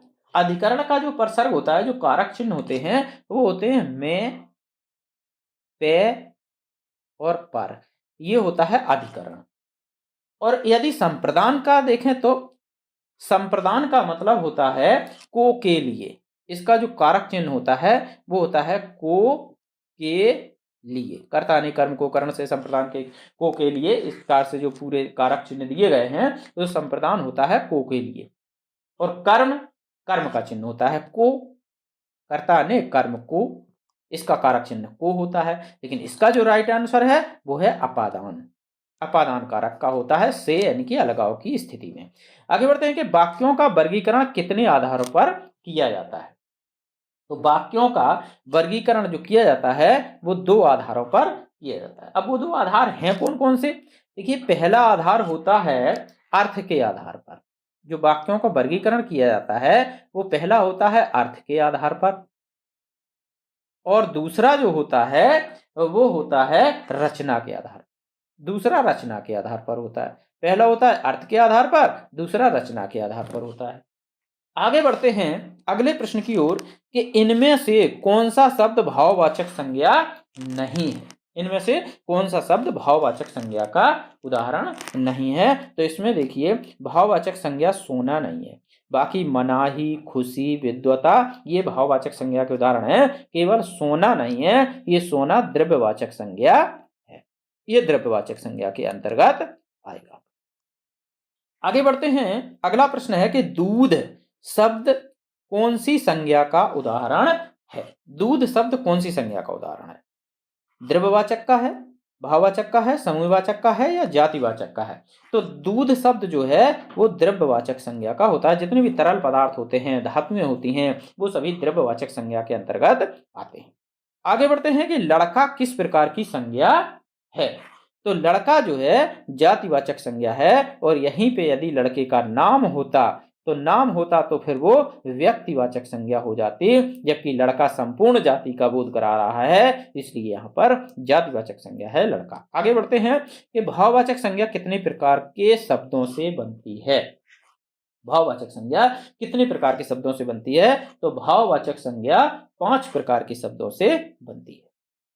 बी इसका राइट आंसर है। 5 प्रकार के शब्द होते हैं। अब वो 5 प्रकार के शब्द होते कौन कौन से हैं जिनसे भाववाचक संज्ञा का निर्माण होता है? सबसे पहला होता है जातिवाचक संज्ञा। जातिवाचक संज्ञा शब्द जितने भी होते हैं उनसे भाववाचक संज्ञा का निर्माण किया जाता है। दूसरा होता है सर्वनाम शब्दों से। सर्वनाम शब्दों से भाववाचक संज्ञा का निर्माण किया जाता है। तीसरा होता है क्रिया शब्दों से। क्रिया शब्दों से भी भाववाचक संज्ञा का निर्माण होता है। चौथा होता है विशेषण शब्दों से। विशेषण शब्दों से भी भाववाचक संज्ञा बनाई जा सकती है। और पांचवा होता है अव्यय शब्दों से। अव्यय शब्दों से भी, अव्यय माने अभिकारी शब्द, तो अव्यय शब्दों से भी भाववाचक संज्ञा का निर्माण किया जाता है। चलिए आगे बढ़ते हैं कि बाप का संबंध संज्ञा रूप होगा। बाप, तो बाप का संबंधवाचक संज्ञा रूप क्या होगा? तो इसका होगा बपौती, जो कि एक भाववाचक संज्ञा होगा। बाप का होगा, देखो बपोता नहीं होगा, बापती नहीं होगा, बापा नहीं होगा, ये होता है बपोती। कहते नहीं है कथमाई बपोती में राहत, है ना। तो इसका बाप का जो संज्ञा रूप होगा वो होगा बपोती, यानी कि भाववाचक संज्ञा इसकी बपोती बनेगा। आगे बढ़ते हैं कि कौवा के स्त्रीलिंग के निर्धारण के लिए क्या किया जाता है। कौवा एक शब्द है, उसका यदि हमें स्त्रीलिंग का निर्धारण करना हो तो हम स्त्रीलिंग उसका कैसे बनाएंगे। देखिए, कौवा के अंत में ई लगाएंगे, क्या कौवाई हो जाएगा, या कौवा के अंत में आनी लगाएंगे यानी कि कौवानी हो जाएगा, या कौवा के पहले स्त्री लगाते हैं यानी कि स्त्री कौवा हो जाएगा, क्या स्त्री कौवा लिख देंगे, या कौवा के पहले मादा लगाएंगे। यस, डी बिल्कुल राइट आंसर है, मादा कौवा बोलेंगे इसको, ना तो हम कौवाई कहेंगे ना कौवाइन कहेंगे, है ना। तो मादा कौवा इसको हम बोलेंगे, और यदि पुल्लिंग में करना हो तो कौवा भी कह देते हैं और नर कौवा भी कहते हैं। चलिए आगे बढ़ते हैं, शिक्षक का बहुवचन क्या होगा। शिक्षक का बहुवचन क्या होगा, क्या शिक्षिका होगा, जी नहीं, शिक्षका तो स्त्रीलिंग हो जाएगा। शिक्षकों होगा, नहीं ये भी नहीं होगा। शिक्षिकाएं होगा, नहीं होगा। ये इसका होगा शिक्षकगण, यानी कि शिक्षक का बहुवचन शिक्षकगण होगा। आगे बढ़ते हैं कि निम्नलिखित में से कौन सा शब्द पुल्लिंग है। इसमें कौन सा शब्द पुल्लिंग शब्द है, क्या वचत पुल्लिंग है, हानि पुल्लिंग है, वचन पुल्लिंग है, प्यास पुल्लिंग है। देखते हैं कौन सा पुल्लिंग शब्द है। वचत, अगर हम कहेंगे किसी से बचत कर ली आपने, कर ली, ली यानी कि स्त्रीलिंग आ गया, ये इसमें स्त्रीलिंग शब्द का प्रयोग हो रहा है, तो इसलिए बचत कर ली मतलब ये स्त्रीलिंग हो गया, पुल्लिंग नहीं है। उसको तो हानि हो गई, गई, गई का मतलब है ये भी स्त्रीलिंग है, ये पुल्लिंग नहीं है।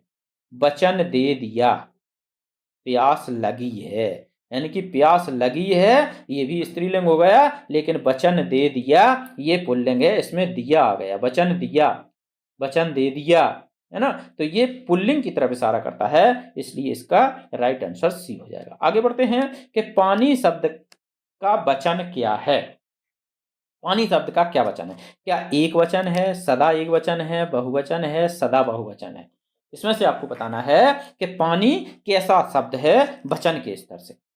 पानी को क्या हम एक वचन की श्रेणी में रखेंगे, या सदा एक वचन यानी कि पानी का कोई बहुवचन नहीं होता, या पानी को सदा बहुवचन में रखेंगे, उसका कोई बहुवचन या एक वचन नहीं होता, सदैव बहुवचन में होता है। क्या होता है इसका, देखिए पानी जो शब्द है वो सदा एक वचन में प्रयोग किया जाता है। ऐसा तो हम कहेंगे नहीं कि पानी पी लिए, पानी पी लिए नहीं होगा, पानी पी लिया हमेशा एक वचन में ही प्रयोग किया जाता है पानी शब्द। आगे बढ़ते हैं कि विद्वान शब्द का स्त्रीलिंग क्या होगा।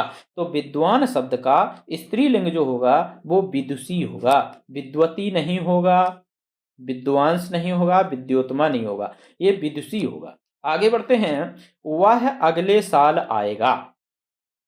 वाक्य दिया हुआ है कि वह अगले साल आएगा, इस वाक्य में कौन सा कारक है, कारक बताना है हमें। तो देखिए कर्म तो है नहीं है, अपादान है नहीं है, क्योंकि अलगाव की स्थिति होती है अपादान की।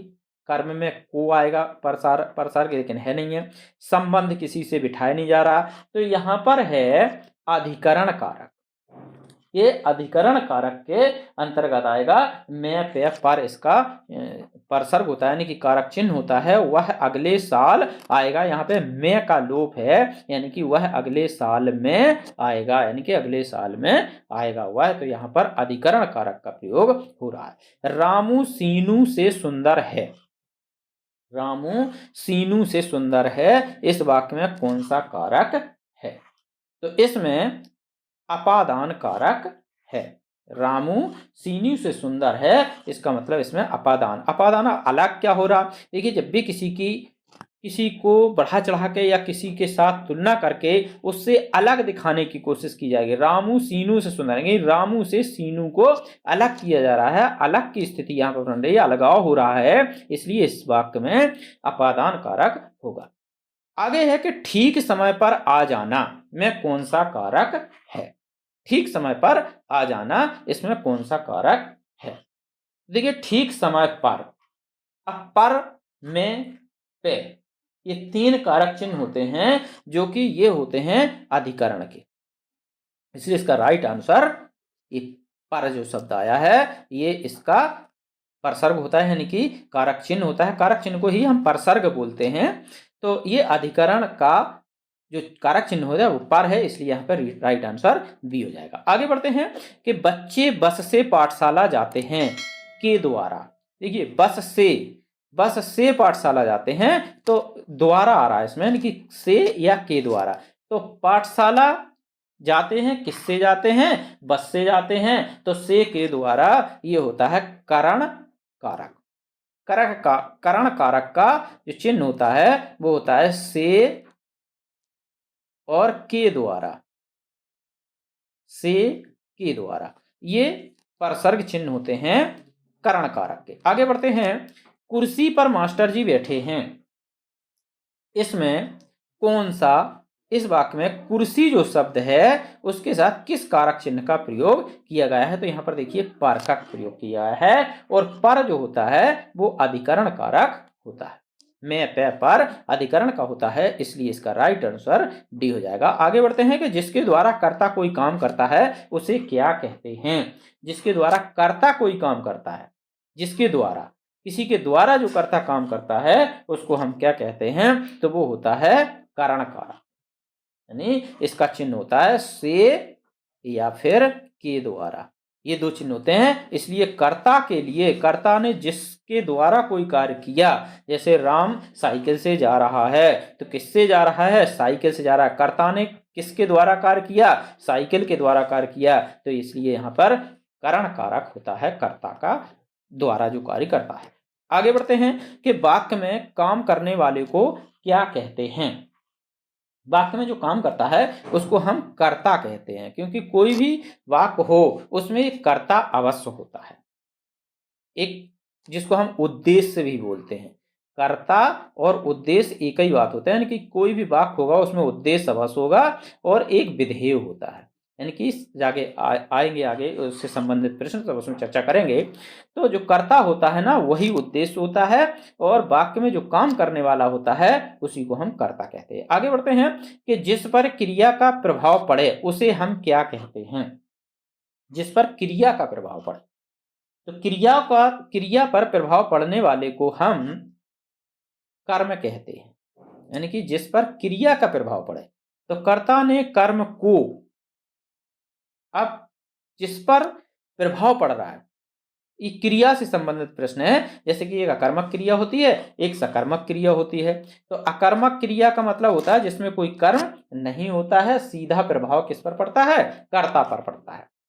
तो जिस क्रिया पर प्रभाव पड़े, और एक होता है सीधा क्रिया पर प्रभाव पड़ना, कर्ता पर प्रभाव नहीं पड़ता। एक होता है कर्म पर प्रभाव पड़े। तो यहां पर पूछा जा रहा है कि जिस पर क्रिया का प्रभाव पड़े उसे हम क्या कहते हैं? तो उसे हम कहते हैं कर्म, यानी कि कर्म जो होगा उस कुछ ना कुछ क्रिया का प्रभाव उस पर पड़ेगा, है ना। जो कर्म क्रिया का प्रभाव पड़ेगा वो सीधा कर्म पर पड़ेगा। आगे बढ़ते हैं कि किस वाक्य में करण कारक परसर्ग का प्रयोग किया गया है, यानी कि करण कारक का प्रयोग यहाँ पर बताना है कि किस में किया गया है। तो ये इसका है, देखिए बालक पुस्तक पढ़ रहा है।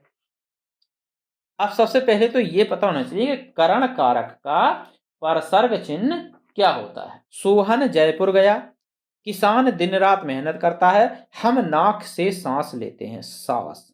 तो करण कारक का मतलब होता है से या द्वारा, ये है हम नाक से सांस लेते हैं, डी इसका राइट आंसर हो जाएगा। कि निम्नलिखित में से कौन सा शब्द सदा बहुवचन में प्रयोग किया जाता है? सदा बहुवचन में कौन सा शब्द है जो प्रयोग किया जाता है? तो इसका राइट आंसर है डी। प्राण हमेशा बहुवचन में प्रयोग किया जाता है। जैसे कहते हैं ना प्राण सूख गए, ऐसा नहीं कहते कि प्राण सूख गया, नहीं, प्राण सूख गए। तो ये हमेशा बहुवचन में प्रयोग किया जाता है। शिशु एक वचन में भी होता है, बहुवचन में भी होता है, भक्ति नहीं होता, पुस्तक भी नहीं होता, केवल प्राण शब्द ऐसा है जो सदा बहुवचन में प्रयोग किया जाता है। आगे है कि साधु का स्त्रीलिंग क्या होगा? क्या साधुनी होगा, साध्वी होगा, साधुवाइन होगा या साधुवाइनी होगा? तो इसका जो राइट आंसर है वो होगा साध्वी। साधु का स्त्रीलिंग शब्द साध्वी होगा। आगे बढ़ते हैं कि निम्नलिखित में ईकारांत शब्दों में एक पुल्लिंग है, उसे चयनित कीजिए। ईकारांत यानी कि जिसके अंत में ई हो उसको हम ईकारांत बोलते हैं, यानी कि अंत में जिसके ई हो उसको ईकारांत बोलते हैं। तो यहाँ पर बताना है कि लास्ट में जिसमें ई लगी हो और वो पुल्लिंग शब्द है। वैसे ज्यादातर तो ई लगने पर स्त्रीलिंग हो जाता है, लेकिन यहाँ पर एक शब्द ऐसा दिया है कि जिसमें ई लगा है लास्ट में लेकिन है पुल्लिंग शब्द। जैसे कि पानी, नदी, नदी बह रही है मतलब स्त्रीलिंग हो गया। रोटी खाली, ली मतलब स्त्रीलिंग हो गया। बकरी चर रही है, स्त्रीलिंग हो गया। लेकिन पानी में भी ई लगा हुआ है, लेकिन पानी शब्द पुल्लिंग है। पानी शब्द पुल्लिंग शब्द है। कि सर्वनाम का शाब्दिक अर्थ क्या होता है? तो सर्वनाम का शाब्दिक अर्थ क्या संबंध का नाम? नहीं। अपना नाम? नहीं। दूसरों का नाम? नहीं। सबका नाम। सर्वनाम का मतलब होता है सबका नाम। इसका जो शाब्दिक अर्थ है वो सबका नाम है सर्वनाम। चलिए आगे बढ़ते हैं। सर्वनाम के कुल कितने भेद होते हैं? तो सर्वनाम के भेद होते हैं 6। 6 भेद सर्वनाम के कौन कौन से होते हैं? देखिए, आइए इनको थोड़े से सर्वनामों को समझ लेते हैं। काफी पूछा जाता है परीक्षाओं में सर्वनाम से प्रश्न। तो पहला होता है जो भेद सर्वनाम का, वो होता है पुरुषवाचक सर्वनाम। अब पुरुषवाचक सर्वनाम में भी इसके 3 भेद होते हैं। एक होता है उत्तम पुरुष, उत्तम पुरुषवाचक सर्वनाम, मध्यम पुरुषवाचक सर्वनाम और अन्य पुरुषवाचक सर्वनाम। ये 3 भेद पुरुषवाचक सर्वनाम के होते हैं। इसके बाद दूसरे नंबर पर आता है निश्चयवाचक सर्वनाम। निश्चय जो कि एक निश्चित वस्तु के लिए किसी के लिए प्रयोग किया जाता है। निश्चयवाचक सर्वनाम। यदि उत्तम पुरुष की बात करें, उत्तम पुरुष में जो वक्ता होता है यानी कि जो कहने वाला होता है उसको हम उत्तम पुरुष बोलते हैं। इसके अंदर आता है मैं और बहुवचन में आता है हम। ये हो गया उत्तम पुरुष। यदि मध्यम पुरुष में देखें तो मध्यम पुरुष में आता है श्रोता, जिसको हम बोलते हैं, जिसके लिए बात कही जा रही है, यानी कि जो सुनने वाला होता है। तो इसमें आता है जैसे कि तू हो गया, तुम हो गया, आप हो गया। ये शब्द कहलाते हैं मध्यम पुरुष के। और जो अन्य पुरुष होता है उसको हम अंग्रेजी में थर्ड पर्सन बोलते हैं, जिसका मतलब होता है वह है और वे। ये जो 2 शब्द आते हैं ये उत्तम, मध्यम और अन्य पुरुष के प्रयोग में किए जाते हैं। तो एक तो हुआ पुरुषवाचक सर्वनाम। इसके बाद आता है दूसरे नंबर पर निश्चयवाचक सर्वनाम। ये निश्चितता की ओर दर्शाता है। यह वह है, यानी कि ये कोई निश्चित है। जैसे यह है घर, मतलब ये निश्चित है कि यही घर। वह है लड़का, यानी कि वो निश्चित है कि वो वह लड़का जो निश्चित दिया गया है। तीसरा होता है अनिश्चयवाचक सर्वनाम। अनिश्चयवाचक सर्वनाम में होता है कि निश्चित नहीं होता, वो पता नहीं रहता। जैसे कि कोई कह दिया हमने, कोई आया है। कुछ, कुछ ले लो। तो कोई और कुछ जो जो दो शब्द हैं ये अनिश्चयवाचक सर्वनाम कहलाते हैं। और चौथे नंबर पे आता है संबंधवाचक सर्वनाम। संबंधवाचक, संबंधवाचक क्या होता है? संबंधवाचक सर्वनाम जैसे कि किसी का किसी से संबंध दिखाया जाता है कि यानी कि जो जो करेगा सो भरेगा। जो और सो ये 2 शब्द आते हैं। जो करेगा सो भरेगा, जैसा बोओगे वैसा काटोगे। तो ये संबंधवाचक सर्वनाम के अंतर्गत आते हैं। और पांचवा आता है प्रश्नवाचक। प्रश्नवाचक सर्वनाम, प्रश्नवाचक में 2 आते हैं, कौन और क्या। ये 2 आते हैं प्रश्नवाचक सर्वनाम में। और लास्ट छठवां होता है निजवाचक सर्वनाम।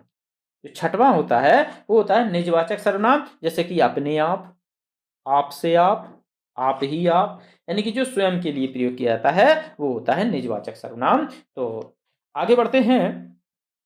अगला प्रश्न है कि हिंदी में कुल कितने सर्वनाम होते हैं? हिंदी में कुल कितने सर्वनाम होते हैं? तो हिंदी में 11 सर्वनाम होते हैं। और 11 सर्वनाम होते कौन कौन से हैं? देखिए, मैं, पूरे 11 सर्वनाम होते हैं हिंदी में। एक तो होता है मैं, तू, आप, ये हिंदी के सर्वनाम हैं। या है,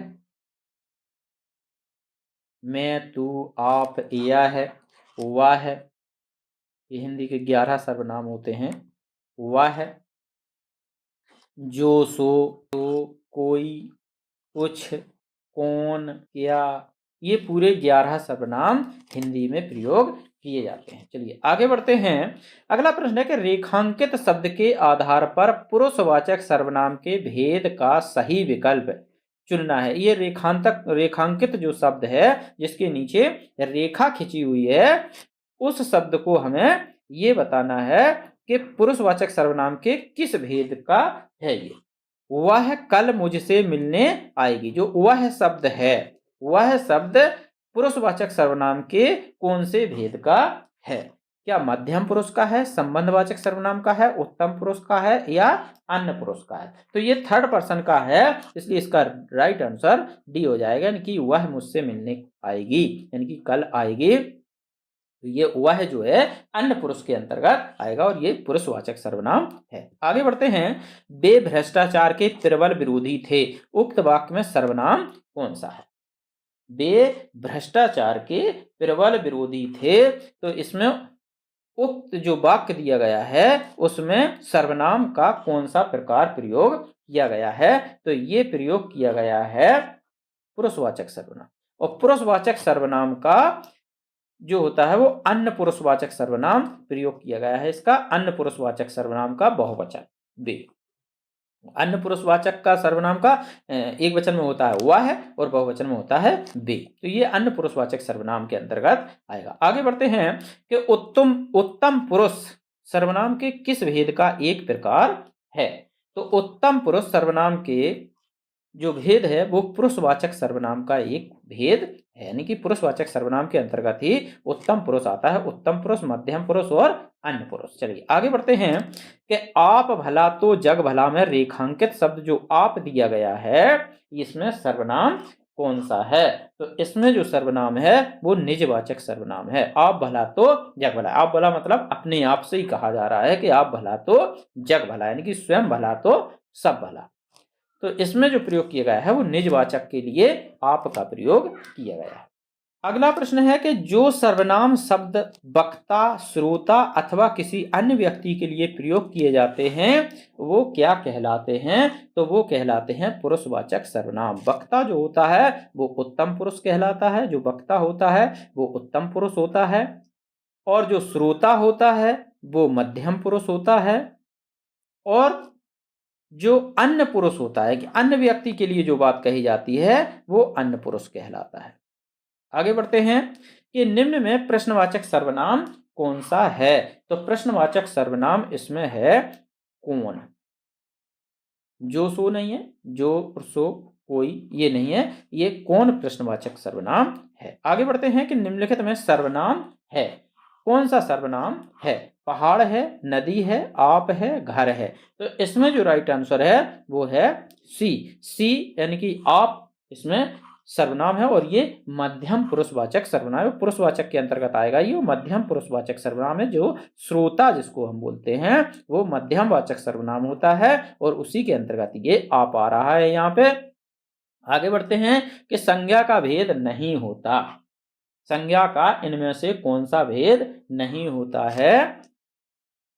निजवाचक, भाववाचक, जातिवाचक, व्यक्तिवाचक। देखिए ये भी होता, ये भी होता, ये भी होता। यदि संज्ञा में किसी का भेद नहीं होता तो वो होता है निजवाचक, ये सर्वनाम होता है, संज्ञा नहीं होती है। आगे बढ़ते हैं कि सीधा शब्द का निम्नलिखित में से किस रूप में प्रयोग नहीं किया जा सकता?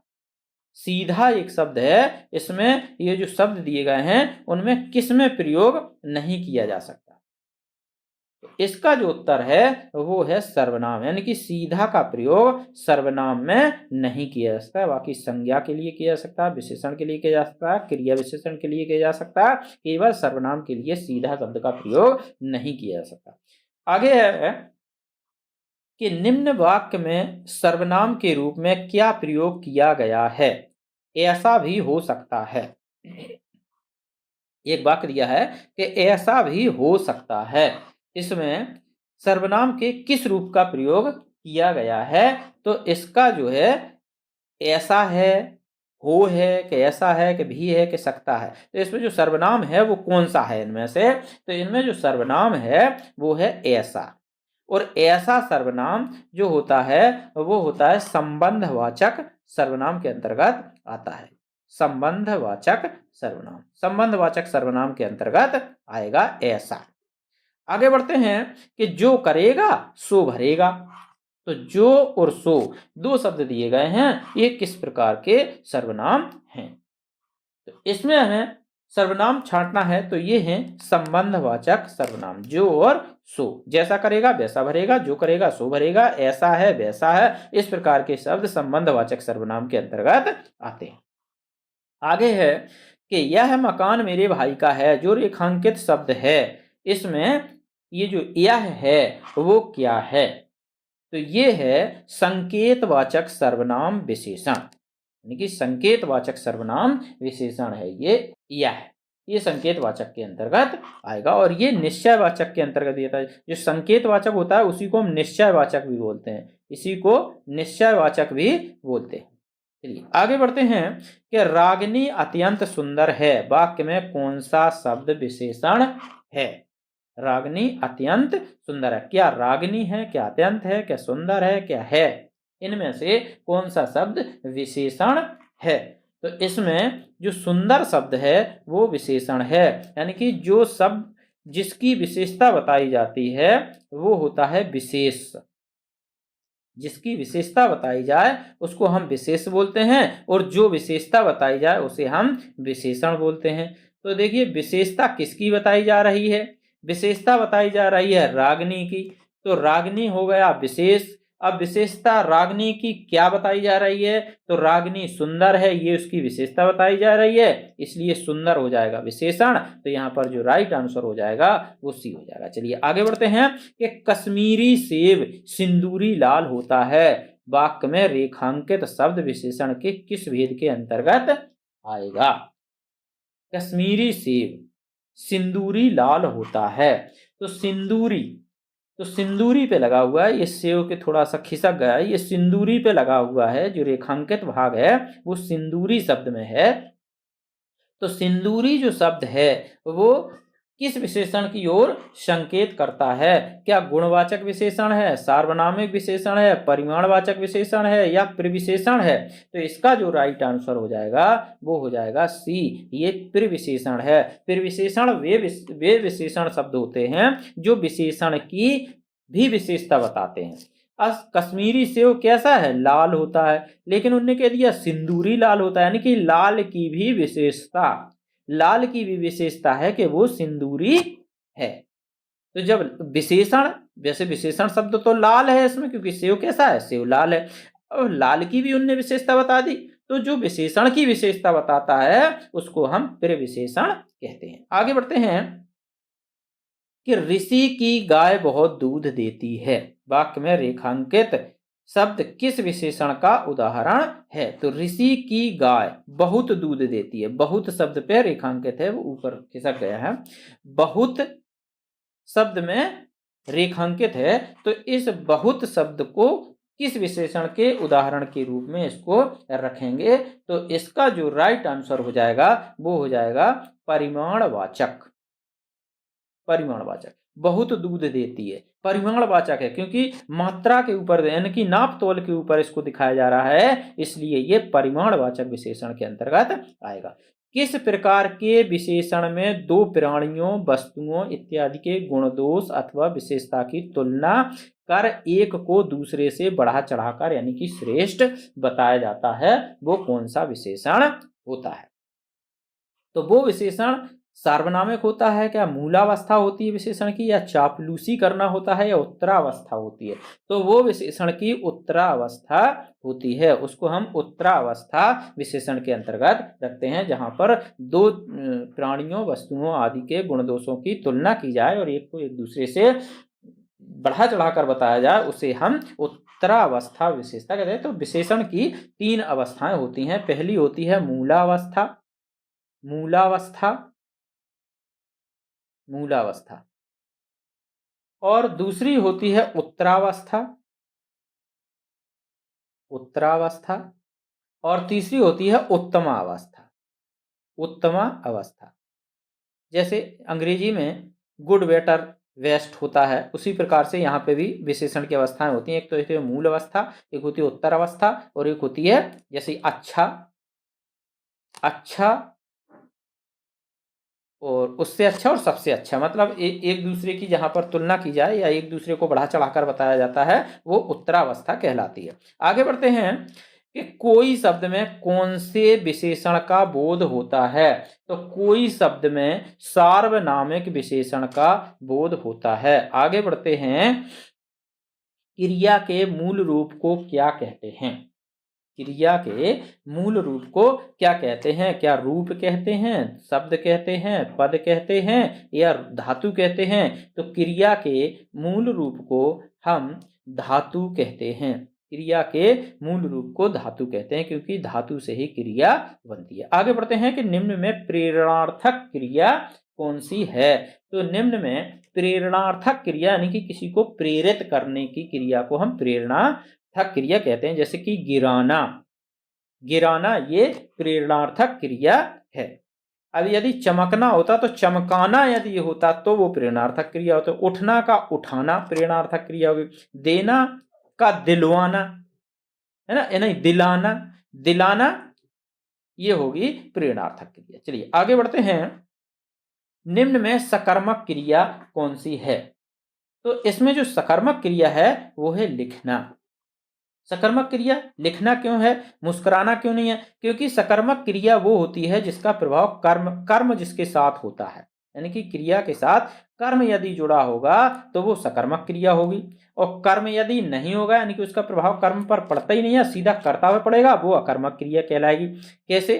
देखिए, मुस्कुराना, मुस्कुराना का प्रभाव किस पर पड़ेगा? इसमें कोई कर्म नहीं है क्योंकि कर्ता जो मुस्कुराएगा वो कर्ता होगा, तो सीधा प्रभाव कर्ता पर पड़ेगा, तो ये सकर्मक क्रिया नहीं है। सोना, सोना भी प्रभाव सीधा कर्ता पर पड़ेगा, चलने का प्रभाव भी कर्ता पर पड़ेगा, इसलिए यहाँ पर लिखना जो है, लिखना का प्रभाव कर्ता पर नहीं पड़ेगा क्योंकि लिखेगा या तो वो चिट्ठी पत्र कुछ लिखेगा, निबंध लिखेगा, कहानी लिखेगा, कविता लिखेगा, कुछ ना कुछ लिखेगा, यानी कि कर्म इसमें आएगा, इसलिए इसको हम सकर्मक क्रिया की श्रेणी में रखेंगे। इसका राइट आंसर बी हो जाएगा, लिखना। लिखना एक सकर्मक क्रिया है। आगे बढ़ते हैं कि जिस क्रिया के व्यापार का फल कर्ता पर पड़े उसे कौन सी क्रिया कहते हैं। जिस क्रिया का व्यापार या प्रभाव जो फल होता है उसका कर्ता पर पड़ता है तो उसे हम कौन सी क्रिया कहते हैं। तो उसको हम कहते हैं अकर्मक क्रिया। जैसे कि रोना, कोई रो रहा हो, रोना अकर्मक क्रिया है क्योंकि इसका प्रभाव सीधा कर्ता पर पड़ेगा। हंसना कर्ता पर प्रभाव पड़ेगा, तो जिस क्रिया में कर्ता पर सीधा प्रभाव पड़ता है उसे हम अकर्मक क्रिया बोलते हैं। अगला प्रश्न है कि किसी कार्य का करने या होने का बोध कराने वाले शब्द कहलाते हैं। किसी कार्य का करने या होने का बोध करवाने वाले शब्द क्या कहलाते हैं? तो वो कहलाते हैं क्रिया शब्द। क्रिया होगी तो कार्य का होना होगा, तो इसलिए इसका राइट आंसर बी हो जाएगा। आगे प्रश्न है कि वाच्य के कितने प्रकार होते हैं। तो वाच्य के 3 प्रकार होते हैं, सी इसका राइट आंसर है। लेकिन वो 3 प्रकार होते कौन कौन से हैं? तो पहला आता है कर्तृवाच्य। कर्तृवाच्य ये पहला प्रकार होता है वाक्य के यानी कि वाच्य के। और दूसरा प्रकार होता है कर्मवाच्य। दूसरा प्रकार कर्मवाच्य होता है। तीसरा प्रकार होता है भाववाच्य। अगला प्रश्न है कि कर्मवाच्य में प्रधान होता है, कर्मवाच्य में क्या प्रधान होता है? क्या विचार, भाव, कर्म या कर्ता? तो कर्मवाच्य में सीधी सी बात है कर्म प्रधान होता है। आगे बढ़ते हैं, जहां 2 या 2 से अधिक धातुओं का प्रयोग साथ साथ किया जाता है वह क्रिया क्या कहलाती है? तो वह क्रिया संयुक्त क्रिया कहलाती है। जब 2 धातुओं का एक साथ प्रयोग किया जाता है तो उसे संयुक्त क्रिया कहते हैं। जैसे वह खाया गया यानी खाकर गया, जैसे लिख दिया खाकर गया, यहाँ पर दो धातुओं का प्रयोग हो रहा है, दो क्रियाओं का प्रयोग हो रहा है, एक तो खाकर और गया है, तो इसको हम संयुक्त क्रिया के अंतर्गत रखेंगे। चलिए आगे बढ़ते हैं कि मैं घर जाता हूं, इस वाक्य में सहायक क्रिया कौन सी है? मैं घर जाता हूं तो इसमें सहायक क्रिया कौन सी है? तो इसमें जो सहायक क्रिया है वो है हूं। हूं सहायक क्रिया है। देखिए क्रिया के साथ में सहायक क्रिया का भी प्रयोग किया जाता है, जिसे अंग्रेजी में हेल्पिंग वर्ब जिसको हम बोलते हैं। एक होती है मेन वर्ब, एक होती है हेल्पिंग वर्ब। तो हिंदी में उसको हम सहायक क्रिया बोलते हैं। एक मुख्य क्रिया, दूसरी उसकी सहायक क्रिया। अब मुख्य क्रिया इसमें है जाना, और उसकी हेल्पिंग वर्ब जो है यानी कि सहायक क्रिया है वो है हूं। अगला प्रश्न है कि निरंतरता बोधक संयुक्त क्रिया का उदाहरण कौन सा है? जो कंटिन्यू हो उस वो कौन सी क्रिया है? जैसे कि दे डालो, पानी बरसने लगा, बरसता रहता है, पा लिया। तो इसका जो राइट आंसर है वो हो जाएगा सी, क्योंकि इसमें निरंतरता का बोध, पानी बरसता रहता है।